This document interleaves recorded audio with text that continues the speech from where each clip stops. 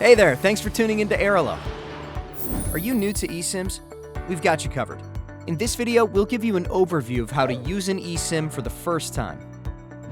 First, check that your device is eSIM compatible. If it's on our list of eSIM compatible devices in the video description, you're all set. Second, buy an eSIM package. Go to the Airalo app or website, search for your destination, and select one of the available eSIM plans. Third, install the eSIM. You can do this right from the Airalo app with a QR code or manually.